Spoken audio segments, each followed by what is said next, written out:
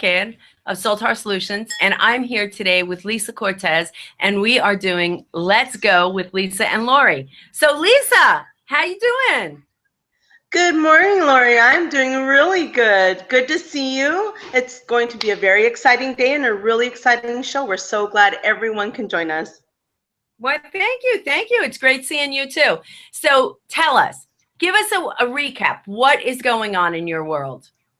Oh my goodness. Well, today is the final end of the US Open, and my life the last 2 weeks has been all golf all the time, and it's been very exciting. So today, for the second time ever since, or well, first time since 1973, but second time in US history, 4 people are in the tie for the lead. We have, and I have to read the names, Jordan Spieth, Dustin Johnson, Jason Day, and Brandon Grace are all in the lead for 1, 2, 3. Yep, that's 4.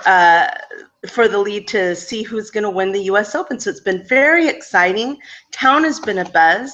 I was able to meet and speak with Robert Trent Jones Jr., the designer of the course, and attend an event with him. It was really exciting. And it is so interesting to hear all of the controversy and talk around town and on the media about this course. It's a very unique course, it's a very new course, and it's really rare for the US Open to be held at such a brand new course. So it's just been really fun to participate in that, help move along the conversation, and of course bring people together about it.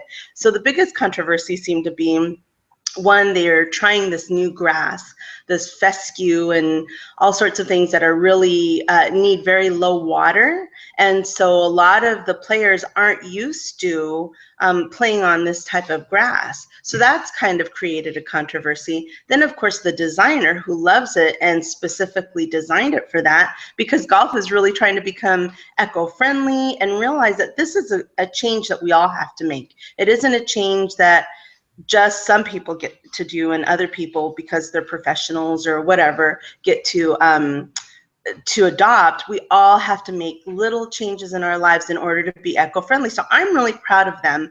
And it's, again, really fun to hear all of this talk about good, bad, or whatever. Then let's see, the other controversy. I might have to get back to the other controversy. So you tell me what's going on with you, Lauri. Well, this brings into mind exactly what I wanted to talk about today, because it seems like the golfers that are more flexible are probably doing better than those golfers that are used to being on the same old course and are having issues. So I got to tell you a story. We did our first festival at for Ms. Behaven's Brittle. So we created this logo and this whole company and everything in a little over 5 weeks. So it's been a big challenge, but it's very, very exciting. And so the other day we had our first festival on Thursday. So I get over there to my sister's and we're packing everything up, and we're packing up 2 cars because we have the tent and we have the table and we have the product and we have a million things. We get we're ready to leave. And she said to me, will you move that car so I can move over the other car to put Mom in the car? Because my mother can't walk that far. I said, sure. I get in, I turn the key, the car doesn't start. Oh no. So it's loaded. It's loaded with everything we need for the fair. We should be leaving, all right, to go, and the car won't start. So my nephew runs over and he pulls the thing for the hood. My sister brings the SUV over because we're going to jump it. The thing breaks off in his hand. So now we can't open the hood of the car. My sister is freaking. She's like, that's it. Dead in the water. We're dead in the water. And I go, no. Get in the car. So she got in the SUV. We put more stuff in the SUV. It was loaded to the max. I jump in and I open up the top window. And now I'm in the center seat, which there is no center seat. So I'm sitting on the console. So my nephew gets in. We're now in a 2-passenger, we're 3 of us are in 2-passenger thing. I lay back down. My sister throws her shirts on me. So I look just like, the shirts, You don't see me. And that's the way we drove to the fair. It wasn't far. Luckily, it wasn't far. But the thing is that as an entrepreneur, you need to be ready at any given moment for something to change, for something to go wrong, for something to happen. And the more ready you are for the, any, negative thing to happen, a breakdown, whatever, the more you're ready for that, the better. So we got to the fair and they said, you have to drive around. You're 4 minutes early. You have to drive around the block. And I'm like laying there on this thing. The guy sees me and he's like, you're going to have to drive around the block. My sister was livid. She was just like, listen, we have this breakdown. We have to, nope, you have to drive around the block. So she went a little bit down and she went in and she came in the other way. And luckily there was a big truck. We got behind that big truck and we unloaded. And then I turned the car around and I rode back and I got all the rest of the stuff out of the other car. Moral of the story, you need to be ready for anything. And these golfers that have been playing maybe on the same type of grass or whatever for years, they may be like, just why is this not working? But you need to be flexible. As an entrepreneur, as a sports person, as a golf, no matter what, the more flexible. What? Let me recap and hear what I heard. So not only do you need to be flexible, but you also need to power through things, because I heard that you thought outside of the box and you put everything into the new one, and then you didn't just into the new vehicle and drove together, but you didn't even just let it there. You still had to drive around the block, and that was something that you didn't want. But on top of that, you got behind a truck that then gave you entry before the 4 minutes. Is that right? Yeah. So see, that's really planning. That's really taking advantage, thinking out of the box, and not allowing yourself to become so stressed out by the fact that you have this car that's broken down. So bravo. Like, thank you. Thank you. So I know we want to talk about entrepreneurial success and the entrepreneurial journey. So I thought I'd kick off with that. So, it's just amazing how just when you're right down to the wire, things can happen. Now, these guys, they're at the tournament. They're right there. All eyes are on them. They've switched the graphs. They've switched the way that the course is, or created a new course. And they're like, oh, what's going on? What's going on? And some of them even feel or have complained publicly that it's subpar. So it's really interesting to hear all of the issues that they're bringing up. However, it is the wave of the future. The creators of this beautifully, very well organized and designed course gave thought to each and every single aspect of the course. And to go along a little bit with your story, I have a little bit of my own story, and it's having to do with the designer of the course, Robert Trent Jones Jr. We were going to have an interview with him, and we showed up to the event. And one of the things that I hadn't realized is that he's sort of an introverted fella. And so we were going to talk with him and get him on camera. Well, because he was presenter and he was in front of everyone, he was a little shy and became uncomfortable with the idea of one more camera on top of him. So he declined the interview at the last moment. So I had to think on my feet, because, rare in life do these opportunities come where I get to speak to this world-renowned designer. He and his family have been designing golf courses for eternity. So I could have holed up and said, well, wait a minute, this was my moment, now what am I going to do? But instead we took pictures and we took the opportunity to connect with other people and really make the moment worthwhile to us for going out to this event.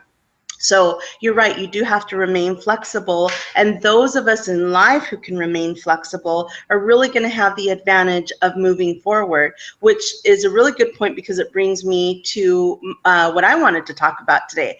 So you've come up with this idea, we went on a trip, and you've created in 5 weeks this incredible brand and product. And so what happens? There's a process. You get an idea, you have the burst of energy, and as entrepreneurs, you run with it. You know it's the right idea. But as with everything, entrepreneurship also has an ebb and flow. And so in that ebb and flow, part of it is the coming down of the excitement and the adrenaline of this wonderful, fresh idea. Have you experienced that, Lauri? Absolutely. Absolutely. Ideas come and you're working on the idea and there's so much activity. And sometimes after you get the idea and you get all the activity and you get it all done, for a lot of people, that's it. That's all they really need to do. I have a friend, he's not an entrepreneur, but he keeps moving. And each time he moves, he redecorates. And he's probably moved like 15 times in the time that I've known him. And it hasn't been that long. And he'll sometimes stay in an apartment only 6 months.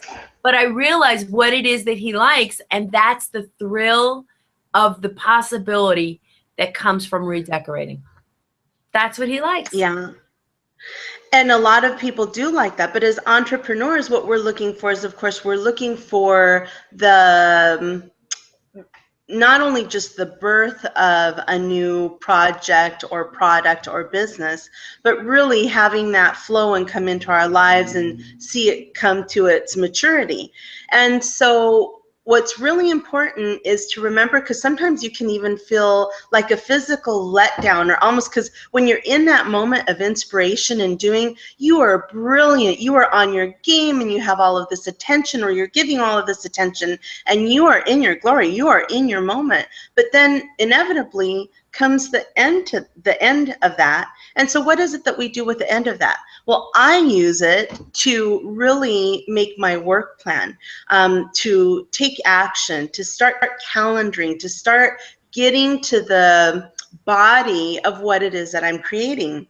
With this Golf Diva and new Bienvenidos al Juego venture that I'm on, it's really exciting because it's forming before my very eyes. And the moments of brilliance when I'm interacting with people, which is what I do best, I love to be in that. But I also really value this part. I allow myself a few days to rest, I nurture myself, maybe even get a massage or do something to physically bring myself back to the present of not being on stage or not being on camera or not being interacting. And then I really start to create a plan and bring all of this work product that I've made and figure out how I'm going to apply it to this business that I've created. So once you allow yourself to get into that mode, it's really helpful and it's beautiful because it progresses your new baby into actual transformation and into a business that has a life and has a body, and it's not just this creative idea that's stirring. What do you do with your downtime? Downtime? Well, the downtime of the flow, not the downtime of the not work, because as entrepreneurs, I don't think there is such a thing as downtime. Well, I often will seek out knowledge from other people, or start working with a coach or another consultant, or I'll go to an event, and that will give me bring the pizzazz back. And everybody looks at things different ways. And when you're working with someone else, you learn to look at things in their way. So sometimes you're seeing through their eyes the fabulous thing that you've created, where, it could be at this point for you like just another day. But when you look at it in somebody else's eyes, you're able to really see what you can do better, how you can increase the business, and how you can maybe get stimulated to do something new and unique and even more exciting with what you've already created. That's why I love partnering with people. Partnering with people really helps to bring more consciousness and to stimulate my ideas. I have some marketing ideas for Ms. Behaven. I had some up there, probably had like, I don't know, maybe 10. And I had 2 of my interns from last year come in. We talked about the product. I showed them the product. I showed them the website, showed them the social media. And we now have probably 35 ideas to market. And they came up with some brilliant ideas. So it's really about stimulating. You can't, you're not on an island. You're not the only one. Everyone else has ideas and opinions and things you hadn't thought of. Seek out those people, maybe idea generators, maybe consultant, maybe coach, whatever, but seek out new ideas from others. And that's really the best way to go about it for me. I really love this part of what you're bringing, because it's right. Sometimes we think, oh, because we created this idea, it's our baby, we have to cling on to it. And really, collaboration is what I believe the future of business, because as we all start to create the lives that we want, including businesses and additional streams of income in order to get away from the stereotypical 9 to 5, we're going to need to really help one another out. And in order to grow your businesses, the one that we went to in Mexico, we have all of these incredible wineries that are new to winemaking. They're the market for them is brand new. Yet here it's almost old hat. We have so many wineries, we don't even know what to do with them anymore, except for drink their delicious wines. And so collaborating is really an important part, because you get ideas, as you said, and then it brings all of this back to life, and it takes you from that lull and it gives momentum to the work. But I do want to reiterate and bring to the point, you have to do the work. You have to find out who your market is, as you've taught me. You have to find out what your message is so that you're clear and you're not saying different things. You also have to delegate things. You reminded me of this today. I'm working on a cleanup project here at home, so I can get things a little more organized in order to go into the production portion of what I'm doing. And so I do want to take part of it on my own, but I'm going to take your advice, and I'm actually going to get someone to come help me, because organizing isn't exactly my strength. Can I do it? Yes, of course I can do it, and I need to be present so that I can determine what things are important to me and not important to me. But the best use of my time as an entrepreneur isn't going to be getting down and getting to the nitty-gritty. So I'm going to delegate that and give it to someone else. So thank you for bringing that up this morning, because it was a real helpful thing, because I sort of wanted to cling on to it. And I thought, no, there's some other important things that I want to get out and do today, and so I'm going to call somebody in to help me. And that brings me to another topic that I wanted to talk to today, is getting out of your comfort zone. We have been conditioned to and really like the space of comfort. We get going, we start mastering some new skills, and we want to live in that space. And that is a good place to be in order to make sure that the new ideas and the new creations that you've made start working on their own. But we want to be really careful not to get lost in that comfort zone, because that's sort of where our ideas go to die. They take their moment there, and you relax, and then you think, oh, this is the way it's going to be. And then before you know it, you're not moving forward, or you're not taking advantage of the circumstances that are around you. Lauri, do you have some advice or some input for us about that? One of the things I think that's really important to get outside your comfort zone is first break down what it is that you want. A lot of people, I have my, as I said, I had my interns here, and one of them has decided to study abroad in Thailand for the fall semester, and I'm so excited for her. She's just like maybe 19, 20 years old. She's going to go to Thailand for the first time. She's never been on a plane before. So it's really very, very exciting. So I say to her, well, she's going to go to Chiang Mai, which is in the mountains, and it's in the northern part.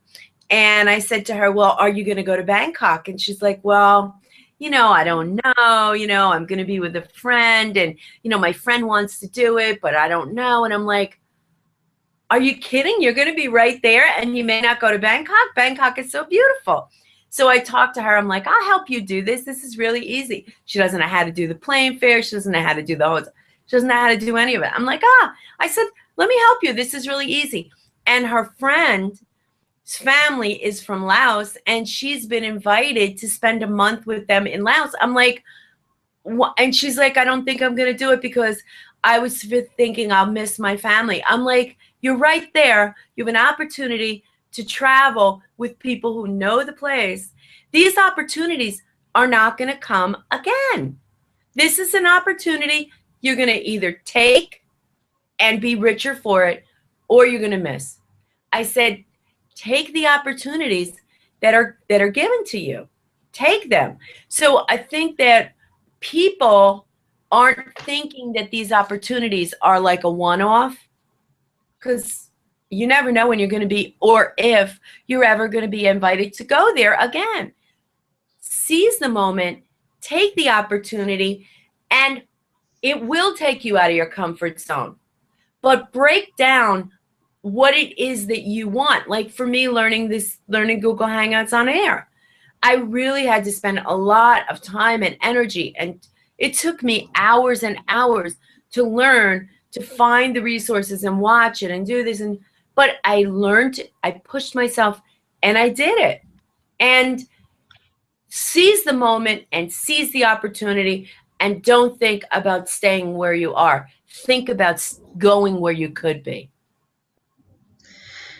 And that opens up so many doors, because even if you miss it by a mile, you've still taken yourself to this new direction you never even thought about. It's so interesting that you're talking about the Google Hangouts thing, because it is such an important way to connect with people, to have your own show, to really get your message out there. And I think that more entrepreneurs should take advantage of this opportunity. So it's one of the things that we will be teaching people how to do, is how to do these Google Hangouts.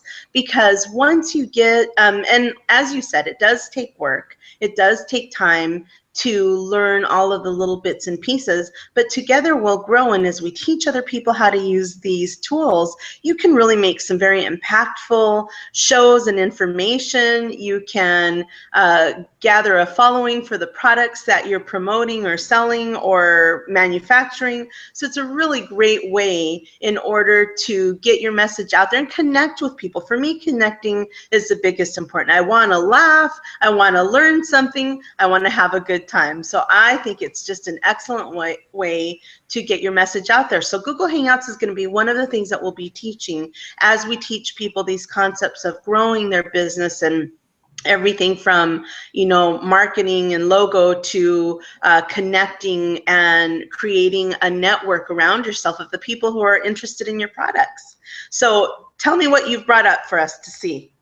Well, before I do that, I just want to say, people think that they own a business. They do not own a business. They own a media company. And the more that they can get their message out there, the more they can do things like Google Hangout, the more they can do things like podcasting and TV shows and all these things. That is the difference between moving into the future and maybe not. So more and more, the difference in business is how seriously you deal with the media, and understanding that everybody right now with a computer, with the microphone, with these, we have media companies. We are in charge of our message. We're in charge of getting our message out there. We no longer need the sanctions of NBC, CBS, ABC.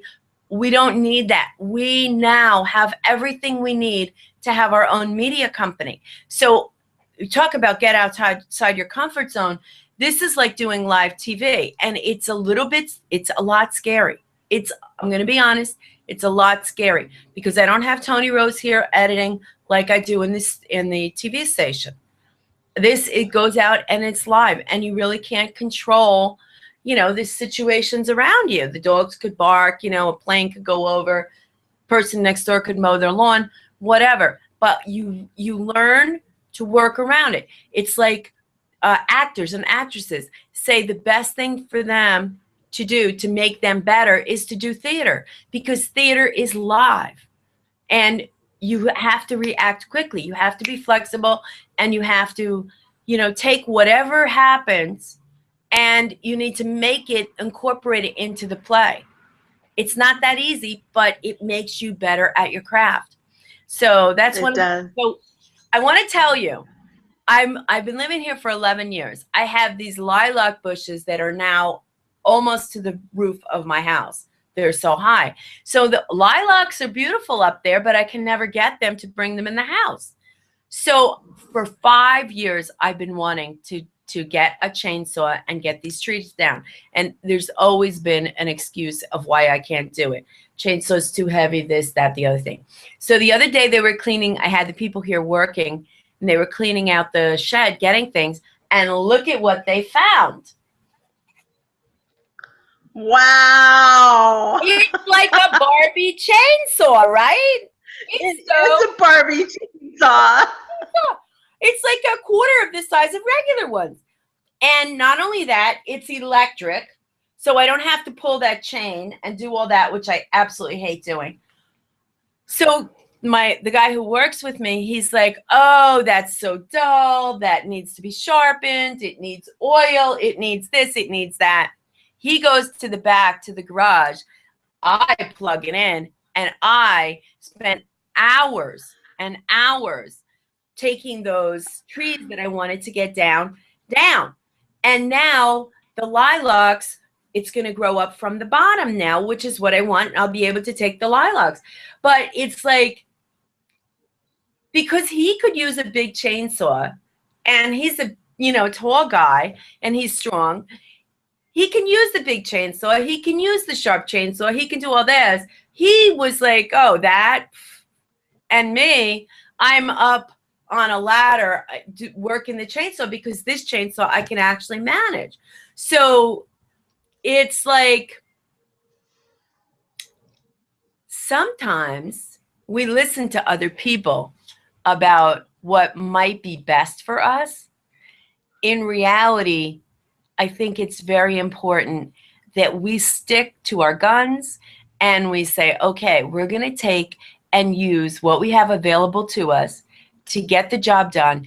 Is it perfect? No, this wasn't perfect, but it did the job. And it took me longer than if I would have had the bigger chainsaw, but the bigger chainsaw I might not have been able to manage. So this one is manageable. Now I'll get this oiled, I'll get it sharpened, I'll get these, but this chainsaw was perfect. So sometimes as entrepreneurs, we're expecting things in the perfect package, and they're not coming. They're not coming like that. They come as they come, and we need to seize the opportunity, seize the moment, and work with what we have. And the more we can do that, that's going to determine our success or maybe our inability to move forward. So we really need to look around us all the time and see all the resources we have available to us to get the things that we want to get done. And Lauri, that's so perfect. It ties in perfectly with your being flexible, because sometimes we do wait. We've been if we just had 5 more minutes, or if we just clean this up, or have that person show up. But in the end, action and motion help one another out. So once you're in motion, it's a lot easier to find those resources that you need to get you to that next level. So take time to take a look around and see what's going on. But everything requires little steps. So maybe if you're feeling a little resistant, it's time to slow down and make the work process, schedule the things that you need to do. And then when you're ready to go, or you're frustrated, look around and see what's available to you. Ask for help. I love this idea of talking to your interns about how to market this product. I'm actually going to speak with my assistant and see, because she's really creative that way. I bet she could come up with some great ideas of marketing some of the products that we're bringing out. So looking around, remaining flexible, learning how to use your time even when you come down from that flow, the excitement of being in the flow. Make use of every single moment. Empower yourself. Take action. Don't let the strapping, handsome, tall guy who's buff come take care of it. If you can take care of it with your little Barbie doll, awesome, you did it. I would almost call that a saw versus a chainsaw, but it's really wonderful. So thank you for sharing that. That's hilarious. Now, talking about that, another really important thing to do as an entrepreneur, as a person wanting to find more satisfaction and wanting to connect, is being grateful. And today, as most people know, it is Father's Day.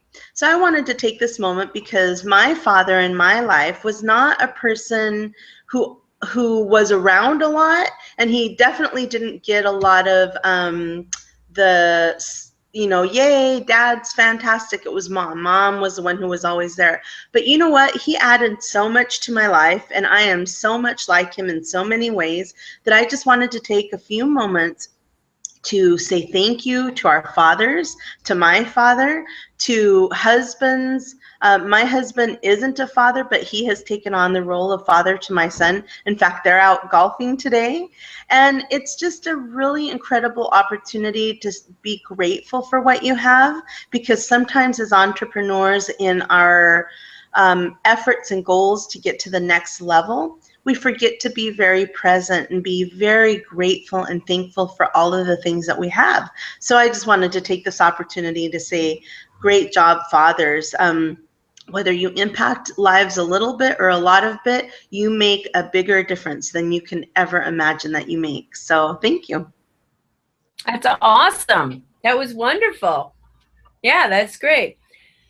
The other thing that I wanted to talk about is sometimes letting go of things is really good. And sometimes it's very difficult to let go of things. I've been trying to downsize my house because I have so many things. And some of the things that I really feel like it's time for me to let go are antiques that I've had. I've had those antiques since like 1994. And I bought them in, different places, collected them in different villages in the East. So I decided I was going to get rid of this desk, which I really liked it. It was a little like a French writing desk. It was beautiful, or it is beautiful. And I put it up online, and I called I saw some dealers. I called the dealers, and they're like, no one is looking for a writing desk with those leather inserts on it with the gold leaf around it. And nobody's looking for that. Okay? Nobody's looking for it. All right. So I say to myself, all right, well, you know what? I'll keep it because I really do like it. And I want to make sure nobody's going to take it and not take care of it the way I've taken care of it. So this guy calls me and he says, do you still have the writing desk? Yes. He's like, well, I want to get it. Well, I can't. I'm going to go to Dominican Republic. Well, I'll call you when I get back. I get back from Dominican Republic. I don't call him. Then I go to Mexico. He calls me. He contacts me while I'm in Mexico. I'm like, oh, no. Can't. I'm in Mexico. Now I come back. He's still calling. I hear him say something about they need it for a show. So I'm like, oh, I don't know what he's talking about. And the whole time I'm thinking, I really don't want to sell that. But the guy keeps calling, and he keeps calling, and he keeps calling and emailing. So finally, he calls the other day, and I go, listen, I'm now gearing up for this fair for this new company. I don't really have time. He's like, well, let me know because I have to get it before July 1st. I need it desperately. I'm like, all right. So yesterday he calls and I level with him. I'm like, I'm really afraid that you're not going to take care of it. I said, I've been taking care of this for years. He goes, I'm going to take care of it. He goes, I need it. I need it for this show. So he gets here to pick it up. I said, what show? It's for the opera. I said, the opera? He said, yes. He said, these desks are impossible to find. He said, I've been looking and looking. He said, so now he asked me the history of the desk.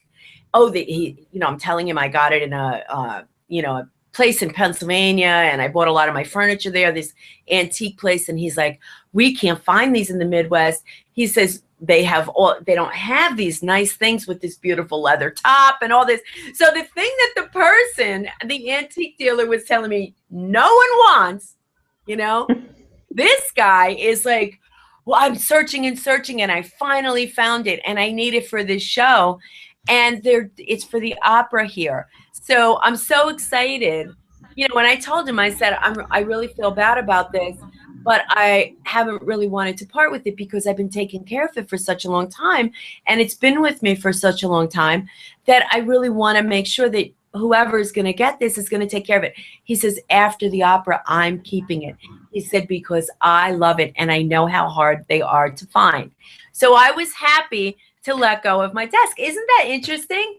Nobody wants it. Nobody will buy it. This person is calling to get it because it's exactly what he's looking for. That is the life of an entrepreneur. Often we're told nobody wants that product, nobody this, nobody that, but often we know that they do want that product and they do appreciate and do value what it is that we're doing. So there it is, Lisa. What do you think? Oh, I love it because that happens more frequently than you would imagine. I constantly have people tell me, oh, that's not going to work. Don't do that. And then before it, there goes the door open and I'm talking to the person that I want to be talking to or even interviewing the person.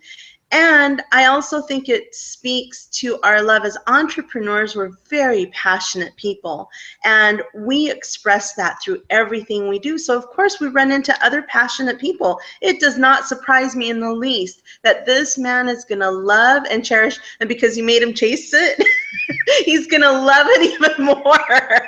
And that's a subject for an entirely different show. But it's really, really fun to know what you know, to prepare yourself to release those extra things. You know, sometimes it is hard, but sometimes it's for a reason. I had a conversation with my sister. She was having some uneasy feelings about some treatment that she was getting. And so she told me the story, and in hearing her conversation of the story, what ended up sounding to me, it wasn't really the treatment that she didn't like, is that she had never had this bond and this relationship outside of anyone that she trusted. So it was a new trust thing for her. Yet as she was able to identify and let go, then she realized that it was really a trustworthy relationship that she wanted to keep. And so, like our beautiful, valuable things, sometimes we have to allow the right moment to let go to come along. Had you forced yourself to get rid of that before you were ready, you would be lamenting, oh, I shouldn't have gotten rid of it. Oh, I wish I had it back. And it would have taken more time and energy from being the wonderful entrepreneur that you are. But instead, now you're able to let it go, and now you have a wonderful story and you have a new connection, because we love our things. We love this process that we're in, and it infects every single part of us positively. So congratulations on letting go. I love that. And for me, one of the last things I wanted to talk about, since we're Lisa and Lauri on the go, is what are we going to next? For me, the 4th of July is coming up, and there's a wonderful little show here in Tacoma. They close the main street down. It's on the waterfront, and we have fireworks. And in addition to taking time with my family to go and be out and about and be in celebration, I love it when people are in the mode to celebrate, because they let go. They allow themselves to interact and in exchange with one another. And especially coming off of this wonderful US Open golfing event, people are much more open to collaborating and to finding ways to work together. So that's going to be my Let's Go. My Let's Go is going to be right here in my own hometown, so that I can take personal time and I can take time as an entrepreneur to be moving my ideas forward and my business and my products forward. And so I'm looking forward to taking out my microphone and going to talk to people out on the street to see what they think. What do they think about this US Open that happened? How do they think it impacts their lives? Where do they think they want to be, and what do they want to do? So that seems pretty exciting. How about you? What's up next for you? Well, I'm basically spending this summer pretty much locally. I am working these fairs, selling the peanut brittle, enjoying meeting all these people. It's so much fun. It's so much fun. So we have some county fairs that we're going to do. We're going to do the largest county fair in the state in August. And so July is a pretty busy month, and we're still doing Market Fest in White Bear Lake, and we have Log Jam in Stillwater. So we have all these events we're going to be doing, which I'm really excited about. I want to see about the possibility of maybe even doing a show from one of the events, which I think would be really cool, and also doing some podcasting. I'm really excited because the response to the product has been so wonderful. People have loved it. You know, it was interesting because they would buy the product early in the evening and then come back and get some to take home. So that was really good. I'm looking forward to this. And now I have a whole bunch of marketing ideas to work on. So that's what I'm looking forward to right now. And we'll probably be busy with the fairs until September. And then I'm planning to head down to Guatemala. That sounds super exciting.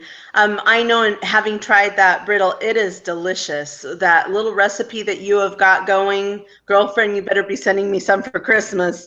And that's what's really exciting. As entrepreneurs, one of the things that we have to do as well is find ways to sustain. Sometimes when we get fixated on just getting money from the business, one business, we get stuck because then we have to see that as a sole income base.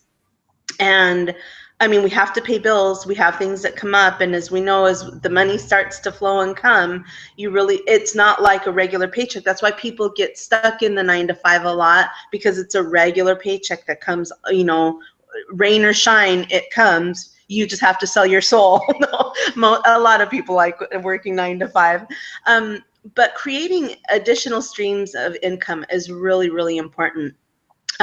You're making this product. I sell items on Amazon as a third-party seller, I Heart Leisure, and it has been an incredible way in order to create an additional stream of income. And as with everything, I can decide how big I go into it or how small I go into it. But now that I've really started the wheels going on that, it's enabled me to give more attention to creating this brand and this business of Bienvenidos al Juego.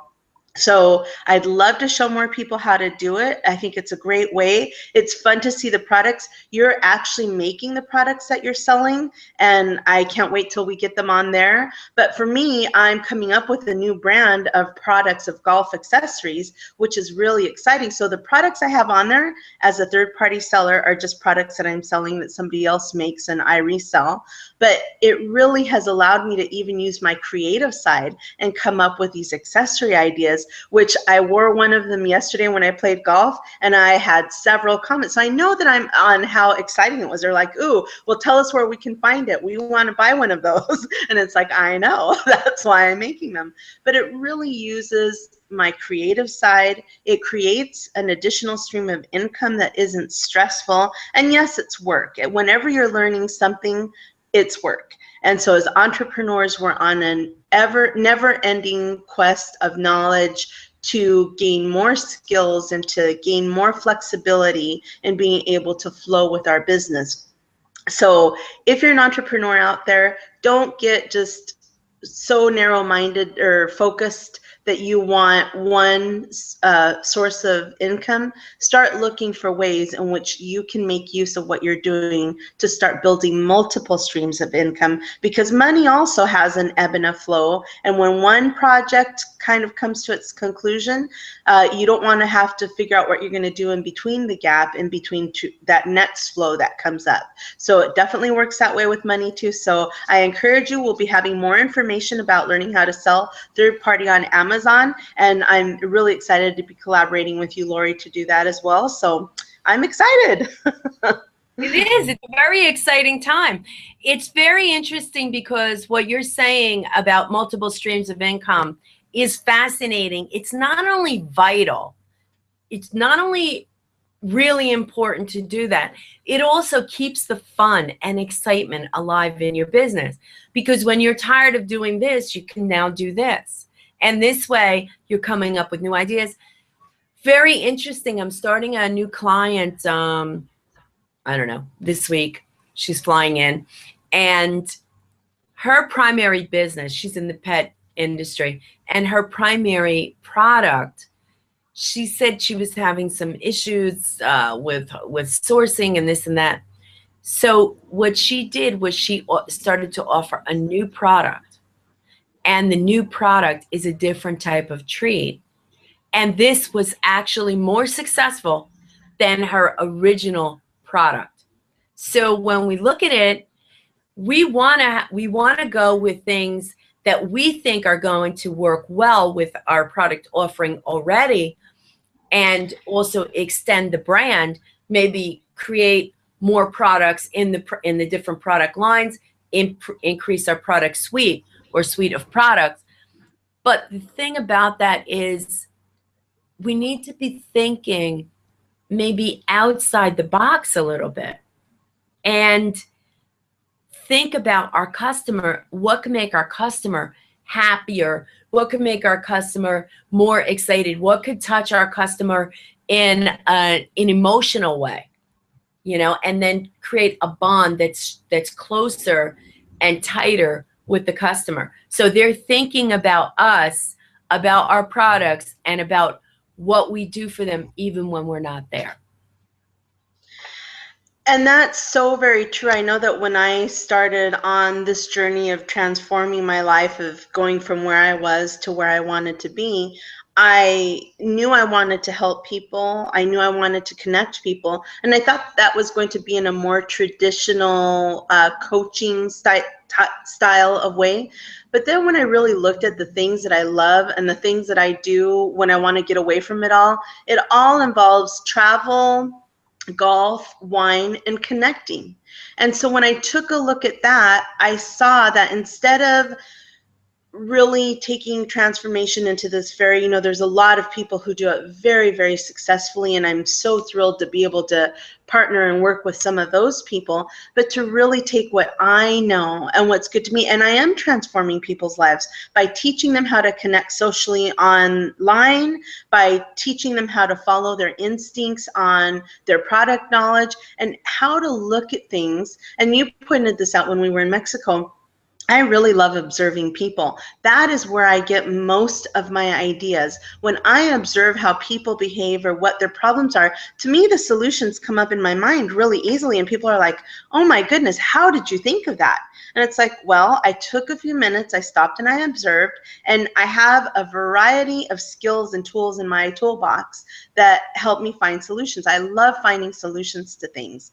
And so I found and was able to create a business that's perfect for me. I get to go wine and dine, I get to go play some golf, I get to seriously connect with people and talk about things that are really, really important to them and to me, and I get to help find solutions. So sometimes, like you said, like this person who's coming, and boy, are they going to get a benefit. If you need any help from me in talking about the wonders that you bring your clients, it is the most amazing week. I would like to go back and do it again. I mean, it was truly one of the most amazing weeks of my life because it really taught me even more about me as a person who does observe other people. I spend a lot of time out there and getting ideas there, but to have that reflected back to me and to be able to gain insight and knowledge even about myself was the most powerful thing I have ever been through. And then applying it to business. So I did this also through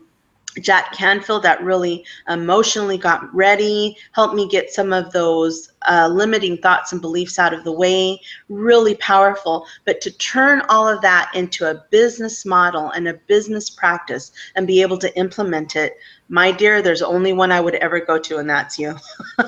So thank you. Thank you so much. I look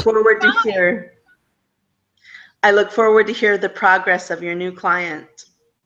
She's already very excited because I've been sending over documents and she's been working on them. So it's already we're already making progress. So that's really fun. But you have to come to Business on the Beach one of these times because that's like my program on steroids. It's so much fun. And your mind just opens up new ideas just keep coming and you're just writing them down, and then we start implementing right there. So that's a lot of fun, and I'm starting to work on that. So we'll be talking more about Business on the Beach during one of our shows. So Lisa, you know what? The time just flies when we're together. It really does. It's one of my favorite things about being with you. our ideas and the energy that we have and that we bring together, it is so wonderful and fun. I hope everyone has enjoyed the show. Stay tuned as we talk more about being on the go and really just bringing entrepreneurship and your ideas to the next level. So it's been a pleasure seeing you and having the show with you today. So Lisa, before we sign off, what I think we should do is to give them a little bit of a challenge. Why don't you look around you and see the resources that are available to you that you may not be taking advantage of?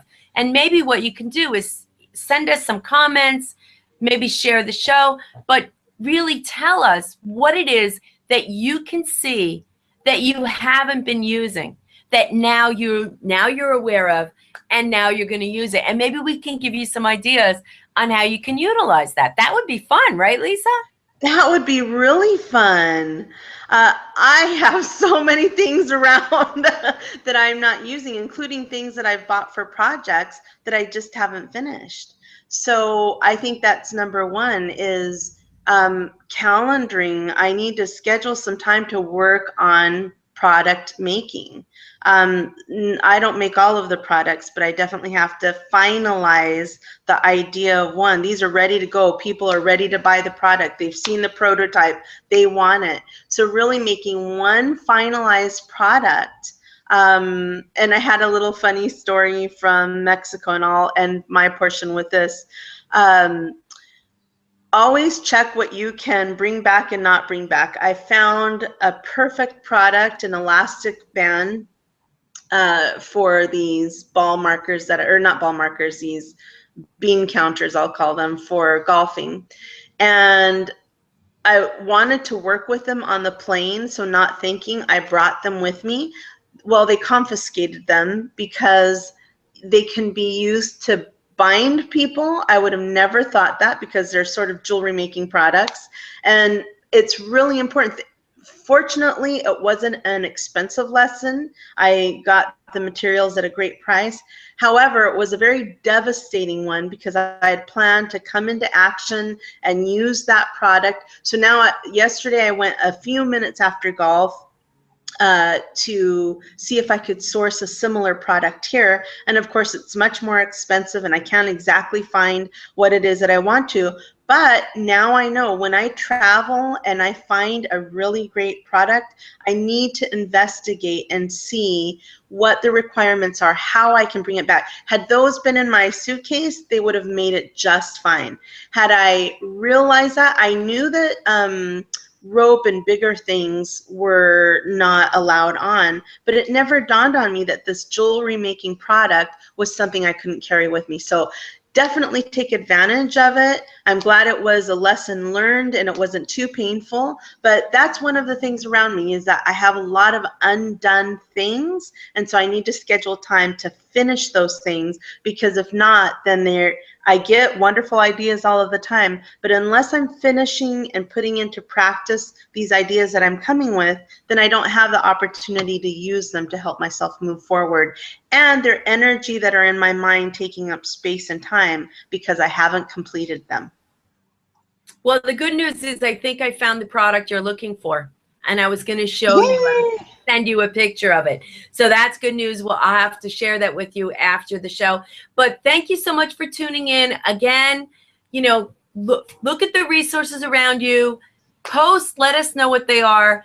Ask us for help if you need it. We would love to feature you on a show. That would be so much fun. That would be so much fun. So here it is. Here's your opportunity to not only get outside your comfort zone by being on the show, being flexible, having an opportunity to really tap into our brains and to learn maybe how you can use more of your resources. So we'd love to have you on the show. So get in touch with us. Let us know. Thanks. And I agree with Lori. Come on. It's exciting. Take a risk. Reach out. We're here to help. We've got brilliant minds and we have a lot of resources. So give us a call, comment, check us out, get on the show. All right. Thanks a lot. Bye-bye from Lisa and Lori. Bye, Lisa. Bye.